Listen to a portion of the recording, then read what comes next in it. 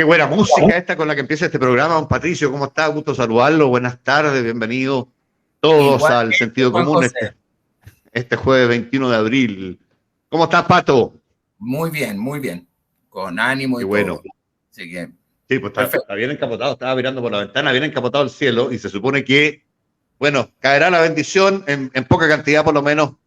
Algo es algo aquí en Santiago para regar las plantas, por último. Sí, Y hay otra posibilidad durante la semana que viene también de agüita, así que gran bueno, cosa. Nuestros gran amigos del sur ya están teniendo agüita en algunas partes, así que qué bueno que este otoño llegue con este buen augurio, por lo menos. Poco en el plano, pero bastante más en la cordillera. Y eso es muy bueno para Santiago, si es que ocurra eso en la zona central, Pato. así Oye, es. sí. Oye, te quería partir, bueno, planteando lo que está monopolizando, te diría yo, la discusión en estas horas que tiene que ver con un episodio que es muy desafortunado, que ha generado reacciones muy adversas de, por supuesto, adhesión, de solidaridad, de condena de parte de prácticamente toda la clase política. Hay algunos otros que sacan cuentas distintas, que dicen, mira, sembraste vientos, cosechas tempestades ahora, desde el punto de vista de lo violenta que se ha puesto la vida en Chile y la política en Chile. ¿Ah? Y, en fin, pero más allá de eso, fíjate, de unos y otros y las cuentas que saquen cualquiera que puede opinar respecto a esta materia, que es muy legítima todas las opiniones. A mí me parece que es interesante sacar una cuenta política, Pato, de este episodio, y si es que a tu juicio refleja un problema creciente que está teniendo o no el gobierno del presidente Boric y el mismo presidente Boric, una caída en su adhesión, más bien una creciente mirada crítica respecto de lo que hace o de lo que deja de hacer, y si es que este episodio eventualmente se pudiera repetir, y cuánto potencia este episodio una mayor decadencia eventual o baja en la adhesión del presidente Boric, más allá de los afortunados y condenables que sea, ¿no? A ver, yo supero los dos ámbitos, porque una cosa es los niveles de aprobación del presidente Boric y otra cosa es el uso de la violencia de cualquier tipo y evidentemente totalmente reprochable e inaceptable. En todos los planos, yo creo que la sociedad chilena se ha transformado en una sociedad muchísimo más violenta. No es ahora, sino que ya lleva varios años. Dicho de alguna manera bien concreta, yo creo que hay un antes y un después, un punto de inflexión a partir del 18 de octubre. Y ahora la violencia se ha rutinizado y una cosa es los niveles de desaprobación que pueda tener el presidente Boric, que ha sido bastante llamativo por la rapidez del proceso, y otra cosa distinta es legitimar la violencia. Yo creo que no podemos hacerlo bajo ninguna circunstancia. Sí, yo En estoy eso, enteramente de acuerdo contigo, Pato, a propósito de eso, de ese Peñascaso, porque primero es el Peñascaso y después qué, ¿no? Ya el claro, Peñascaso es después suficientemente grave, pero tú son cuestiones legitimas que, eso, claro, después vas pasando a niveles más altos. Sí. son cuestiones que pueden perfectamente escalar y ya, desde ya, ex antes, decir que es inaceptable y estoy completamente de acuerdo contigo. La reflexión que uno puede hacer, Pato, tiene que ver también con lo que pasaba en el entorno distinto, ajeno a ese Peñascaso. Esto fue en la gobernación ahí de la región de Coquimbo, en la ciudad de La Serena, entiendo. Sí. Y había contramanifestaciones desconocidas, creo yo, hasta hace muy poco, en contra del presidente Boric a propósito de cosas que han estado pasando, promesas que no se han ido cumpliendo, expectativas que a lo mejor la gente tenía y no se han visto satisfechas. En fin, entonces había criterio, había pancarta adversa a un mes de asumir un gobierno respecto del cual hay mucha esperanza, o había mucha esperanza, digamos. Entonces, por eso te pregunto yo más bien el fondo político Es o que de en el fondo, proyección de lo que puede pasar, digamos, ¿no? a ver, yo te lo había comentado, Juan José, que las últimas encuestas señalaban un porcentaje significativo de personas que evaluaba, aparte la baja del nivel de aprobación del presidente Boric y el gobierno, el gabinete completo, había un porcentaje significativo de personas que no sabían o no se querían pronunciar sobre la evaluación al presidente ni al gobierno. Y eso significa un nivel de desafección o decepción de personas que esas expectativas fueron canalizadas por la candidatura del presidente Boric y que por distintas razones yo creo que hay que ver cómo va a influir y cómo va a incidir el tema del quinto retiro. Yo creo que va a ser un hecho no menor porque Sí. muchos de los votantes de Boric sí eran muy partidarios de esa iniciativa. Por lo tanto, creo que eso es un factor que lo vamos a ver reflejado probablemente en las encuestas del fin de semana. De este fin de semana vamos a conocer seguramente alguna caída adicional en su adhesión y algún incremento en o en la evaluación negativa, más bien. Y ahí simultáneamente con eso, Pato, hay cierta, diría yo, no sé si lo lees tú de la misma manera, cierta parálisis legislativa que uno ya había esbozado, lo hemos comentado antes acá, que apunta más bien a que este gobierno es viable y a confesión de propia parte, digamos, de ellos mismos, es viable en tanto cuanto haya una nueva constitución que les facilite el camino programático. ¿No es verdad? Y mientras eso no ocurra, la cosa no es tan sencilla en términos de las reformas comprometidas o escritas en su programa. Y claro, uno advierte cierta parálisis legislativa de cara al cumplimiento de las promesas que tuvieron que eventualmente y por presión de alguna forma prometer adelantar, como la reforma a las pensiones, que se dice se va a presentar antes de lo que se tenía estipulado presentar, que probablemente hubiera sido después de septiembre, ¿no es cierto? Después de aprobada la nueva constitución.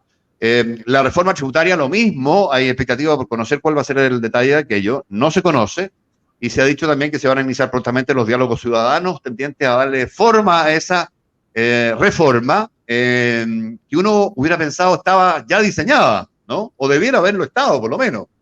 A ver, ahí, disculpa, Juan José, yo tengo una posición muy crítica en relación a los diálogos ciudadanos para la reforma tributaria. Una cosa, los diálogos ciudadanos para el tema de las pensiones, y otra cosa, el diálogo ciudadano para la reforma tributaria. Yo creo que eso solamente para ganar tiempo, porque ganar tiempo me refiero para realmente presentar una reforma en un contexto económico complejo, difícil, con altos niveles de inflación, y una reforma tributaria que genere los recursos para las transformaciones que se supone que se van a requerir. Si nosotros analizamos una serie de principios que se aprobaron ayer en términos de la Convención Constituyente, creo que eso es algo bastante discutible. Así que pienso honestamente que en un tema tan técnico, el diálogo ciudadano es absolutamente...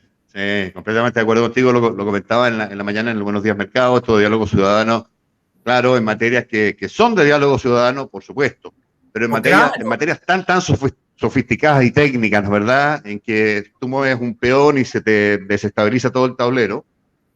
Claro, lo que corresponde ahí es que haya básicamente un acuerdo tributario con técnicos y con los involucrados, con un diálogo más bien que ciudadano con las empresas, con las mini pymes, con las grandes empresas y con tributaristas de todos los sectores, de tal suerte de llegar a una conclusión que sea relevante. Pero hablamos de cuestiones, Pato, no sé si te das cuenta del tenor de las cosas de las que estamos hablando, que no tienen que ver prácticamente nada con las prioridades ciudadanas. Con las prioridades ciudadanas que una reforma tributaria no tiene nada de sexy, pero nada de sexy, ¿no? No es un imán para nadie, muy poca gente la entiende.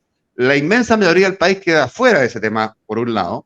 Una reforma de las pensiones, la gente sabe que va a tardarse años en primero aprobarse y luego en generar frutos, de tal suerte que no tiene que ver directamente con su cotidianidad, como sí tienen que ver un montón de otras cuestiones que están en el primer lugar de la agenda ciudadana hoy día, que son la delincuencia, los precios, un montón de cuestiones de esa naturaleza, el empleo, la angustia económica, fundamentalmente, que son cuestiones que están ahí, el narcotráfico, la violencia en el sur del país. Para esa gente, esa cotidianidad es la más relevante, la migración, por supuesto, en el norte.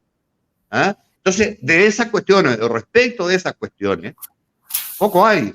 Escuchaba hace un ratito con hay un momento de ausencia, incluso se nota que no hay ni siquiera iniciativas en relación al tema de la Araucanía, a pesar de que ayer, si no me equivoco, o estos días se produjo un récord en el nivel de violencia en la zona, y sobre el estado de excepción que bueno, no se renovó en esa zona, y qué consecuencias tiene. En realidad, ese es un tema que, dado el debate tan indigenista de la Convención Constituyente, se debería tratar más a fondo, porque da la impresión que ahí el gobierno está como paralizado después de la visita fallida de Isquia Siche del subsecretario Monsalve. Sí, pues subsecretario Monsalve, que estuvo de vuelta hoy día en la zona, que de alguna manera está intentando tomar alguna iniciativa y promover algún cambio en el statu quo de la situación tan agraviante que vive la gente en esa zona del país. Fíjate que vivió en la macro zona sur, ¿no es verdad? La jornada más violenta en 30 y tantos días, desde el 11 de marzo, 5 atentados en 2 regiones. La delegada presidencial, leí ahí en la mañana del Biobío, atribuyó los hechos al robo de madera. Se evalúa presentar querellas sobre este tema. La Corte Suprema ayer también observaba falta de eficacia y ordenaba a las autoridades tomar medidas contra los ataques incendiarios en la macrozona sur. En fin, está muy, muy, muy revuelto. Hay un incremento, alguien lo cuantificaba en un 150%, si no me equivoco, de los ataques desde que se levantó el estado de excepción constitucional de catástrofe. En fin, no hay ninguna solución a la vista que uno pudiera considerar valiosa o viable. Y me imagino teníamos pensado, no sé si estará ya disponible, porque lo íbamos a contactar, conversar con un diputado de la zona, que es diputado por el Distrito 23, que es independiente, que fue por el Partido Radical, Andrés Llanuet, que está, ahí está. Andrés, ¿cómo estás? Qué gusto saludarte. Encantado de verte. Muchas gracias por darnos tiempo. Estamos poniendo, no sé si no está. Sí. Un placer para mí conocer, reencontrarme con dos personas a quien aprecio y en distintas etapas de mi vida me he contactado. Primero, Patricio Jarro fue profesor mío en el Instituto de Ciencia Política de la Universidad de Chile, en la década del 90, no sé exactamente cuándo, pero en esa época. Dejémoslo así, Andrés. Profesor. Y tú estás más canoso que Patricio, Andrés. Sí, ya entenderán por qué. Y por idem, los dos canoso, que nos conocimos ahí en Estado Nacional, en TVN en su tiempo. Sí, claro. Mañana, así que, no, un gusto. Y bueno, lo estaba escuchando respecto de lo... Sí, te quería plantear eso. Tú además, Andrés, eres diputado hoy día, independiente por los radicales, de raigambre o origen político demócrata cristiano, pero además eres nacido, criado en la zona, en Temuco, estudiado en la zona, eres diputado por la zona, fuiste intendente un par de años, si no me equivoco, en Bachelet 2 de la Araucanía. En fin, debes tener una visión muy, muy aguda, muy, muy, muy clara de lo que ahí pasa y de las soluciones posibles y de cómo estás evaluando lo que está pasando hoy ahí y esta acción o inacción de este gobierno en esta materia. Bueno, a ver, lo primero, yo efectivamente fui intendente y la gente a veces se lo olvida, me tocó asumir un momento bien complejo. El momento era cuando los camiones venían a La Moneda porque se quemaban todos los días camiones en la autopista, ¿se acuerdan? Todos los días eran camiones en la autopista, ataque, y se quemaban. Y no había una respuesta. Cae Huenchumilla, porque esa es la verdad, asumo yo, mucha gente decía, va a durar menos, un poquito, pero yo les quiero decir dos cosas. Primero que 2 o 3 semanas después que asumo, se quemó el último camión en la autopista y no se quemó nunca un camión más en todo el gobierno de la presidenta Bachelet. Nunca. 2. Nosotros bajamos un 85% la quema y el ataque a los camiones en los sectores rurales.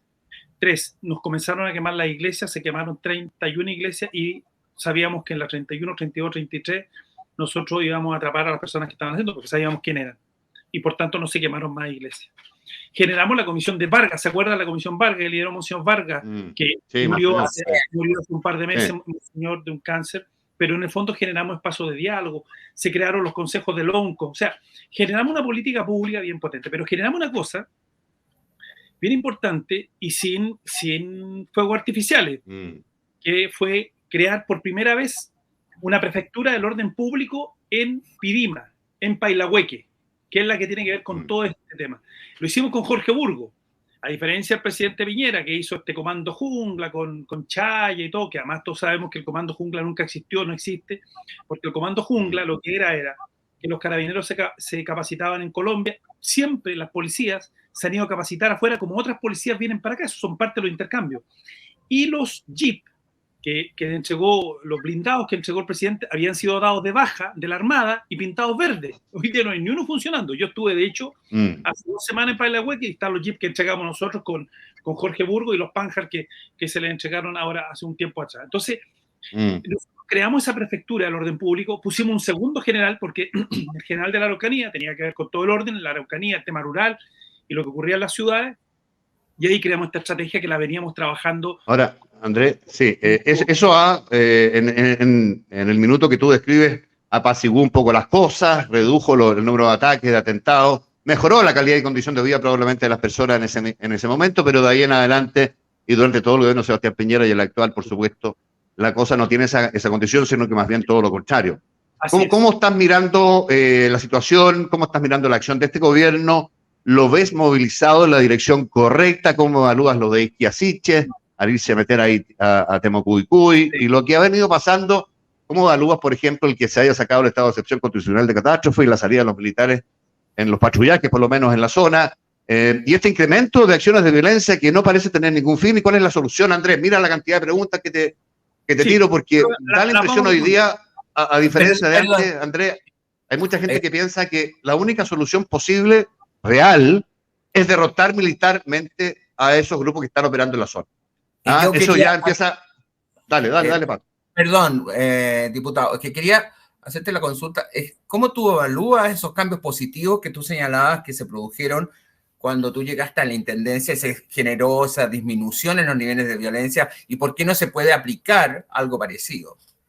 Eso es un complemento a todas las preguntas que hizo Juan José.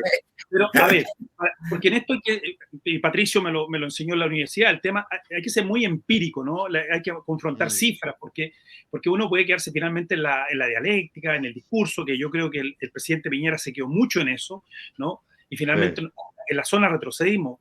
La prueba multigremial señala que el aumento en el gobierno del presidente Piñera fue un 400%. Murieron 21 personas. En el gobierno del presidente Bachelet no murió nadie. No murió nadie, porque en el fondo generamos... bueno, no puedo decir, hay cosas que no puedo señalar, pero que, ojo, se las entregué ya al subsecretario González. Pero, en fin, si uno evalúa eso, uno lo que señala que efectivamente nosotros retrocedimos tremendamente. Y a partir del caso Cachillanca se retrocedió. Y hay otro elemento que siempre se habla, y yo se lo he dicho y no tengo problema en decírselo personalmente al ministro, al ministro Moreno. Yo creo, la verdad, que el ministro Moreno lo hizo mal. Nadie se atreve a decirlo, lo hizo mal. Porque planteó un plan impulso que nunca existió. El plan impulso no existió. Y él generó una serie de cosas. Me acuerdo que se reunía siempre con un lonco de Coyipulli, que ahora está preso, que es de la familia de los que estuvieron torturando y hicieron desaparecer a una persona en Coyipulli. La hermana y su familia. Sí. Claro. Entonces, yo creo que ahí hubo mucha retórica y la verdad pocas cosas concretas, porque cuando yo dije, nosotros hicimos con Jorge Burgos, instalamos esa prefectura, o sea, una prefectura, no le preguntamos a nadie, lo hicimos y esto empezó a funcionar. Ahora, está bien. Pero Andrés, ¿viste la situación desde el hoy? ¿De qué se puede hacer? Si se puede dialogar o no se puede dialogar con alguien como la CAM, como Yaitul. No, porque a ver, yo voy a lo de hoy y lo dije hoy día en la mañana en CNN. A ver, hoy día hay varios grupos. Primero está la CAM, que objetivamente la CAM no tiene la fuerza que los otros grupos en términos de fuego. Está Huaychano Camapu, está el grupo Las Quenches, está la resistencia Mapuche Mayeco y que de alguna manera tiene mucha corriente. Eso está hoy día en la ruralidad. De hecho, Huaychano Camapu se metió en el territorio de la CAM, en fin.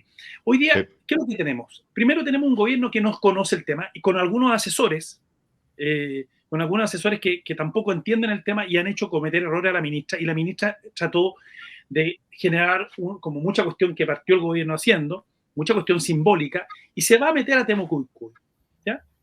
Y no puede entrar a Temocuyuy, pero además la ministra ni siquiera ha presentado una querella por eso, ¿ya? Ahora, nosotros tenemos una situación muy peligrosa en la Araucanía, porque además le doy otra cifra. Chile hoy día está en el número 18, dentro de los 20 países con mayor grado de terrorismo, estamos en el número 18. Cuando era intendente yo estábamos en el 51, imagínate cómo hemos ido bajando, y el año 2016, y por eso hoy día la situación, el índice de terrorismo mundial que hace la Universidad de Maryland, señala que hoy día la situación en la Araucanía es uno de las, y por eso lo dije, a alguien le molestó en la Araucanía incluso, que la Araucanía es uno de los lugares más peligrosos del mundo, y eso es objetivo, y eso es tremendo lo que estoy diciendo, pero hemos normalizado tanto la violencia, y parece que nos estamos acostumbrando a... Llama la atención que, como tú acabas de señalar, anoche hubo 5 ataques. Sí, claro.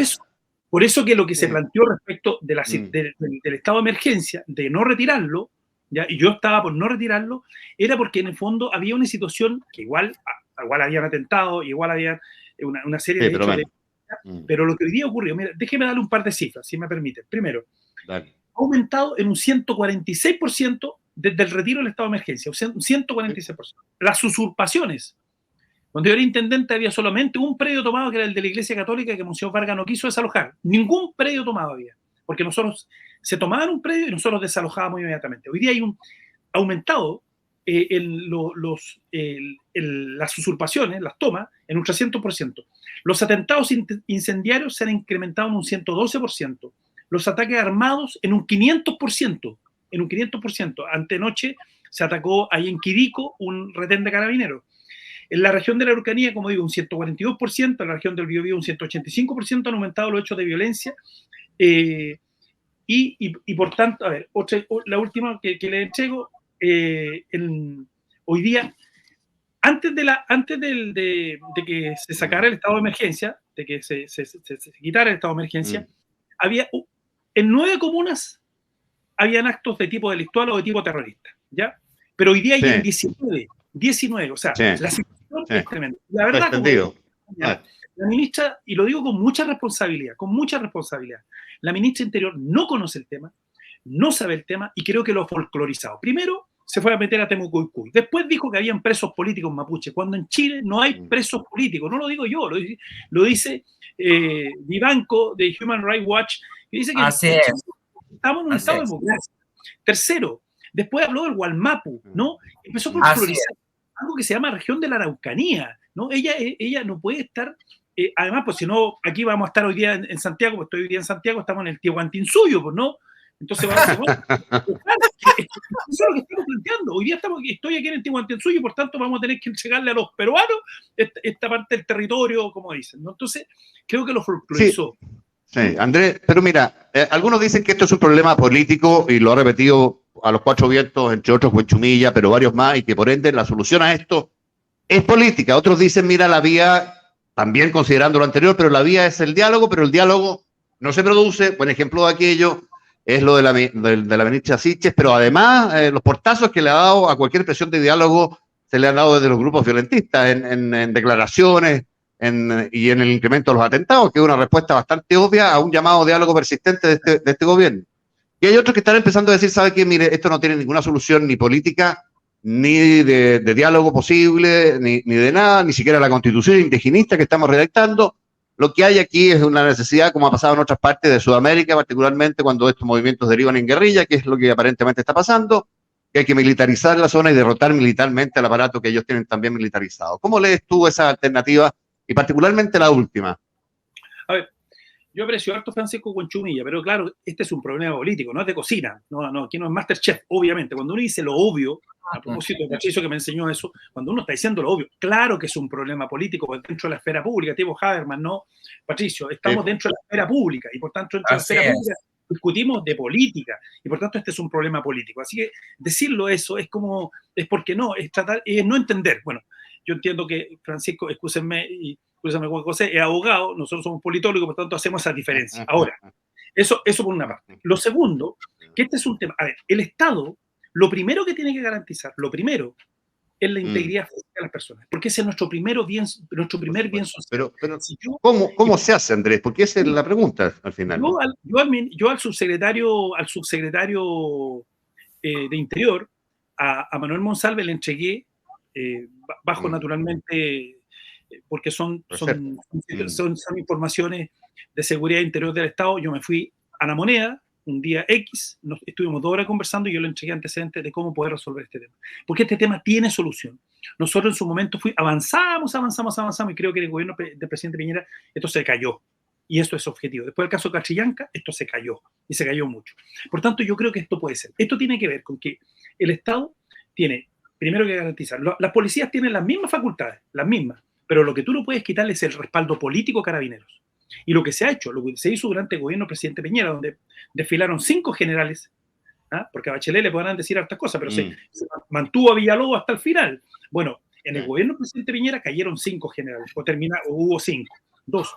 tú Carabinero tienes que fortalecerlo, porque si no Carabinero, mira lo que está pasando hoy día en los barrios de Santiago. Carabinero está con 2 o 3 cambios atrás y eso es objetivo. Carabinero no está actuando como podría actuar porque no se atreve, porque sabe que si pega un balazo mal dado, Carabineros... No, por supuesto, la pena al infierno. ¿Qué va a pasar? Entonces, si tú no garantizas que las policías tienen nuestro... es un problema grave. Y hoy día la policía no tuvieron un respaldo político y hoy día tampoco sienten ese respaldo político, salvo por Monsalve. Yo creo que Monsalve está haciendo cosas en la línea, porque él está entendiendo mucho más, naturalmente, que la ministra Interior. Pero, diputado, perdona que te lleve, pero hay un tema como que se está institucionalizando, si uno analiza la constituyente, esa pérdida de confianza en la policía y en Carabineros de Chile, y etcétera. Es decir, hay una ausencia de Estado de Derecho claramente en la Araucanía, y eso está siendo respaldado por todo este proceso de reforma que estamos viviendo a través de la constituyente. Yo te quería preguntar, esta participación y esta constitución indigenista que se está creando, ¿cómo se percibe en la macrozona sur? ¿Se percibe como una vía de solución, una vía de participación? ¿Hay algo ahí que es un avance a lo contingente o no? No, porque, a ver el indígena, el concepto indígena viene del concepto inde, de ahí, gens, gente de ahí viene el concepto indígena. Y por tanto, los indígenas de verdad son aquellos que, por ejemplo, están en la Araucanía y viven en la ruralidad de la Araucanía. Me explico, Cholchol, Curarrehue, Puerto Saavedra. Pero es distinto al autorreconocimiento, porque el autorreconocimiento en Chile es un 12%. Eso no significa que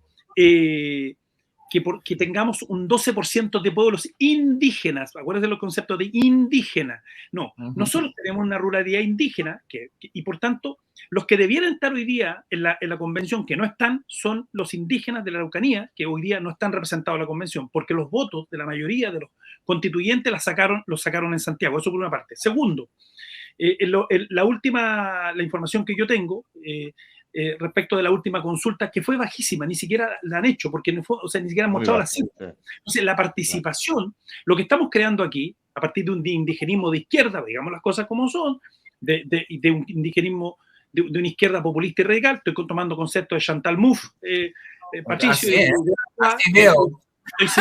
No estoy siendo peyorativo, estoy señalando eso. No, para nada. Lo que estoy diciendo es que hay un sector de la izquierda populista y radical que en el fondo lo que ha hecho es crear una figura. Y a partir de eso crearon en Chile algo que no es así. Yo tengo 38% de sangre indígena, y Patricio seguramente tú también, y Juan José igual, usted tiene un porcentaje subjetivo, somos mestizos. Claro. Pero lo que aquí han tratado de generar es una situación que es falsa, que no tiene nada que ver con la ruralidad de la Araucanía. Andrés, déjame quedarme nos quedan un par de minutos con suerte. Por eso creo que ser bien preciso en esta pregunta y a lo mejor también en tu respuesta. Tú eres diputado hoy día independiente, pero apoyado por el Partido Radical, y le escuchaba un radical de destacada trayectoria, fue ministro de Justicia, fue presidente del Partido Radical hasta hace poco, Carlos Maldonado, decir a propósito de los temas constituyentes y del plebiscito de salida que si él tuviera que votar hoy día, votaría por la constitución que él llamó de Lagos, ¿no es cierto? Que tiene un punto político ahí también, por la reforma del 2005 particularmente. Tu mirada respecto de eso, a propósito de todo lo visto en materia indígena, pero en todo el resto de las materias que hemos estado viendo.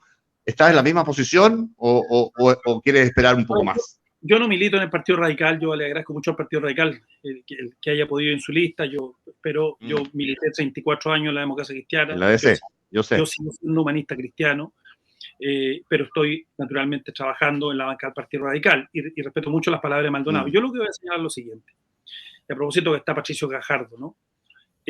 Aquí, hoy día, a ver, yo vengo de Temuco, de una familia de 16 hermanos, mi padre fue preso político, mi padre fue torturado, tengo una historia atrás, yo soy un hombre centro-izquierda.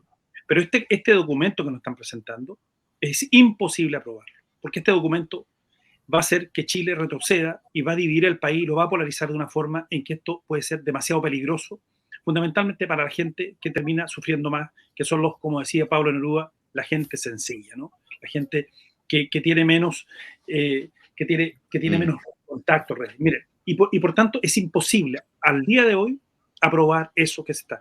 ¿Y la salida cuál es, Andrés? Nos queda un minuto. ¿Cuál es la salida a un entuerto como este? Porque perder miserablemente el tiempo 2 años no es una farra que uno se puede dar gratis. Bueno, pero ya lo perdieron, si esto es un escándalo. Sí, pues por eso te digo. Una constitución, y Patricio lo sabe, tiene que ver 3 aspectos. Sistema político, sistema de gobierno, que no es lo mismo, y efectivamente el sistema económico en términos generales. Y eso, y súper breve. Y a partir de ahí se hacen las leyes se hacen en el Parlamento. No, la salida es efectivamente, yo creo que hay que buscar una tercera alternativa, que tiene que ver con cómo, si es que efectivamente no se aprueba esta constitución, no se aprueba, porque de aprobarse quedaríamos en una situación muy compleja para Chile y para nosotros. De ocurrir eso, tendría que haber efectivamente una tercera alternativa de redactar un nuevo texto constitucional. No obstante eso, hay que ser súper honesto, y yo creo que el presidente Boric se equivocó cuando dijo que esta era la constitución de Pinochet. Efectivamente, el primer texto fue aprobado en 1980, pero no hay que olvidarse que esta es una constitución que firmó el presidente Ricardo Lagos, que el error que se cometió es no haberse plebiscitado en ese momento. Sí, pero bueno. Andrés, infinitas gracias por la gentileza y el tiempo dispensado en esta conversación que ha sido re interesante. Sí, no, bueno, como dije al principio, un agrado encontrarme con ustedes dos, y cuando quieran, aquí estamos. Y aprovecho de hacer porque a propósito de lo que hablamos al principio, bueno, yo escribí un librito sobre esto que se llama Golpe del Estado, el octubre chileno, un libro bastante serio. Felicitaciones. Muchas gracias. Y es un libro, bueno, que está hoy día en las ventas en las librerías, muy bien, pues. en varias librerías, sí. Pero en el fondo lo que, a propósito de lo que ustedes señalaban al principio, el 18 de octubre hubo un buenismo, como se dice hoy día, un buenismo respecto a la violencia. Y ahí nos atacó la violencia. Y los medios de comunicación, no lo estoy señalando por ustedes, sino en general los medios de comunicación, y yo lo demuestro empíricamente en el libro, respecto, nadie dijo nada o muy poco respecto a la violencia que ocurrió. Por decir una cosa, en Valparaíso, la pérdida en Valparaíso en términos estructural fue de $160 millones, y en el caso de Santiago de $145 millones en el eje Providencia-Santiago, la pérdida en términos materiales. $300 millones el metro de Santiago, etcétera, etcétera. Pero además de eso, obviamente tuvimos que lamentar a algunas personas que efectivamente sufrieron muerte, y por otra parte también el tema de las personas que quedaron sin ojo, en fin. Y se produjo fundamentalmente porque además yo creo que al gobierno del presidente Piñera no tenía una estrategia en materia de prevención del orden público, y por ahí partió esto, y bueno, naturalmente por los otros problemas que ustedes han discutido otras veces. Diputado Andrés Jaunet, muchas gracias por la gentileza de nuevo. Que tengan muy buenas tardes. Chao. Nos estaremos viendo por el libro. Gracias. Nos vemos. Nosotros, Pato, te invito a que nos vayamos a la pausa. Regresamos en minutillos nada más con más al sentido común.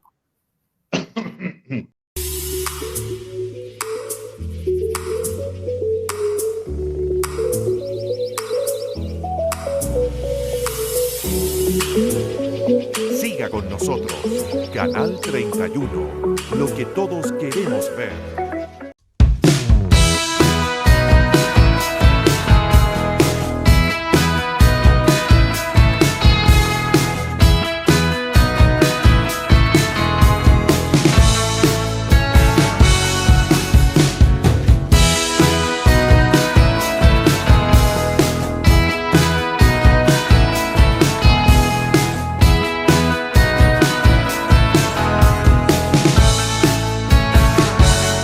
¿Sabías que un corredor de propiedades puede ganar hasta el 4% por la venta de una propiedad? ¿Te imaginas hacer esta actividad comercial en tu propio horario y ganar tus propias comisiones? Atento a esto. Si vendes una propiedad de 100 millones de pesos, podrías llegar a ganar hasta una comisión de 4 millones. Para más información, contáctanos en el teléfono 232 100 084 o visita www.colegioinmobiliario.cl. Tus músculos son importantes para tu salud. Te ayudan a desarrollar actividades de la vida diaria como caminar, andar en bicicleta e incluso algo tan importante como respirar. Fortalece tus músculos con Proteinex, módulo proteico que te ayuda a preservar la masa muscular sin aporte de azúcar y calorías extra. Proteinex de la familia Enterex. Nutrición especializada. Un producto para cada necesidad. Distribuido por Sencomex.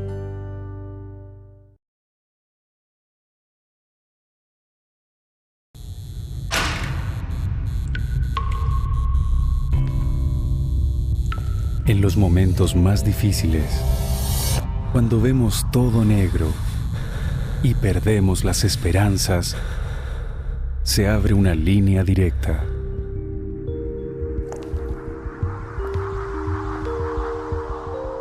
Llámanos.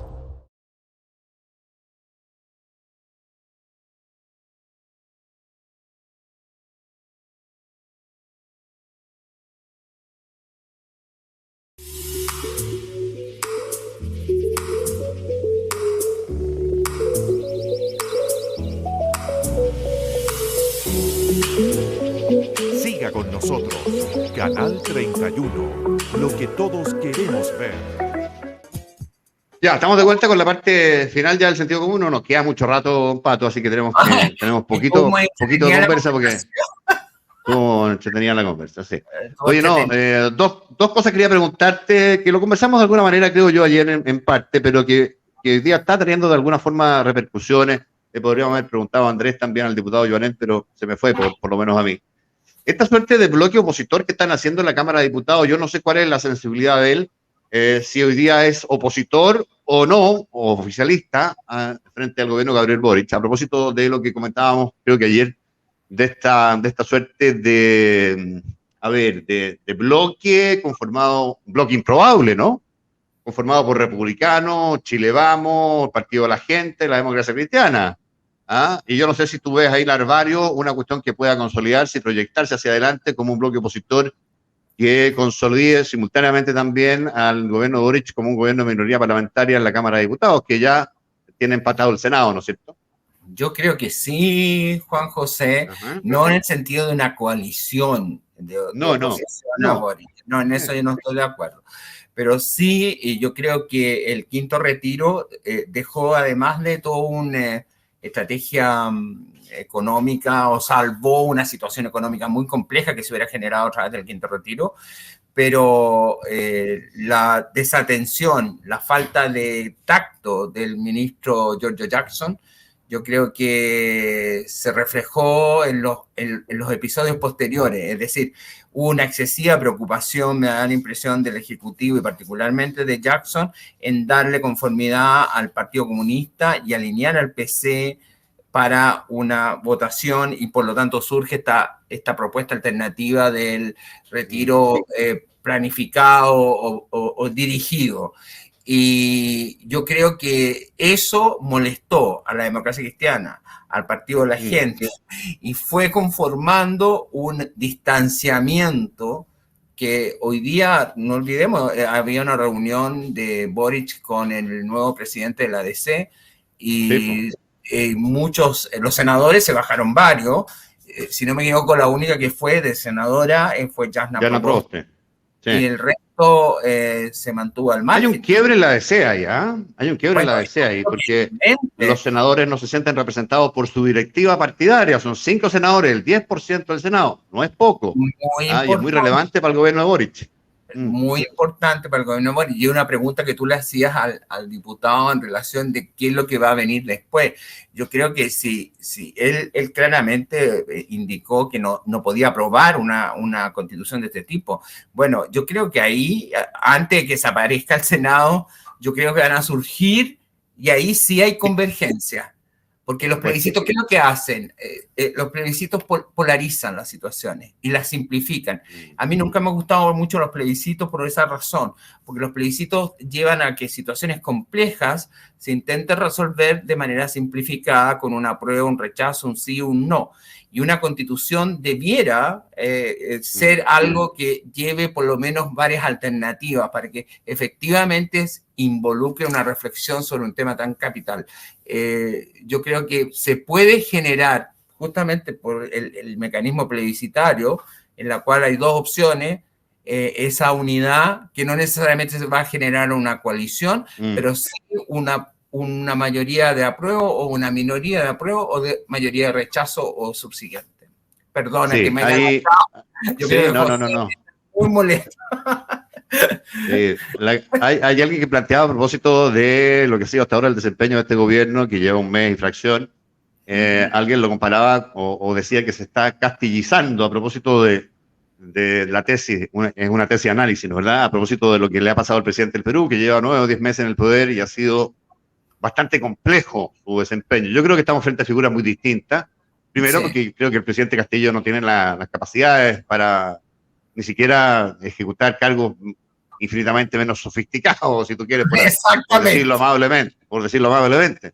Tienen algunas posibilidades los dos eran posibilidades de comparación, los dos eran candidatos improbables. Castillo viene improbable desde el punto de vista de que emergen sorpresivamente como favoritos en muy corto tiempo, ¿ah? Pese a que respecto de Boric se había planteado una candidatura presidencial hace mucho rato, pero tú aportas, acuérdate de no poder, de no haber podido postular porque tenía que juntar las firmas y qué sé yo, un montón de tropiezos inicialmente, que lo hicieron incluso objeto del escarnio de la diputada Giles y qué sé yo, que después se tuvo que tragar sus palabras, pero candidatos improbables que vienen de una izquierda, en el caso de Castillo marxista, de la sierra peruana, en el caso de Boric, de la izquierda probablemente más dura de los movimientos sociales, en este caso estudiantiles. Ahí está lo improbable, venir de movimientos sociales, de una izquierda muy radical. Y también creo yo, Pato, el resultado de segunda vuelta de uno y otro fueron resultados de votos contra algo. Correcto. En eso sí en es el muy caso, similar. el antifujimorismo en el caso del Perú. Sí. Y no te olvides que Boric saca en primera vuelta 26%, 25% Sí, claro, fracción. Claro, Y claro. hay muchos votos contra Kast, que se le suma sin que él tenga el mérito, ¿no es verdad? Entonces también se parecen un poco En eso se parece. esto. Y hay cierta parálisis de agenda parlamentaria o de agenda legislativa que también los puede hacer comparables, pero creo yo que los procesos sociales que se viven en uno y otro lado hacen de los gobiernos y los desafíos pendientes de ambos países hacen de el hecho de que el Perú no esté en un proceso constituyente, marca toda una diferencia, por supuesto. Entonces yo no sé si son comparables las cuestiones y si hay una castilización. ¿En qué son comparables, Juan José? En que ojalá nos permiten mirar el futuro, de que si se aprobara la Constitución, y que yo creo que es peor que la que aprobó Fujimori en 1994. No tiene nada que ver. No, me refiero a la Constitución que están haciendo. Entonces, Sí, sí, ellos nos permiten ver el futuro, que ha significado una sucesión de caídas de presidentes, de instituciones, de presidentes presos, etcétera, etcétera. Y una fragmentación y casi desaparición de los partidos políticos peruanos, los partidos tradicionales virtualmente no existen, y un caudillismo exacerbado que se expresa en los casos que tú mencionabas, Keiko Fujimori y Castillo. Ahora, en lo que sí yo creo que hay coincidencia es eso cuando los electores eligen símbolos. No se han dado cuenta, símbolos, porque eso es lo que hizo Castillo, representó un símbolo, o sea, es alguien del pueblo que viene del interior, etcétera, etcétera, y Boric es alguien joven. Entonces, sí, que la juventud ya con eso significa cambio y cambios positivos. Cuando se eligen símbolos, tiene ese problema, porque los símbolos tienen que probarse después con hechos y con decisiones que se toman. Y nos encontramos ahí en una situación similar con Castillo y Boric.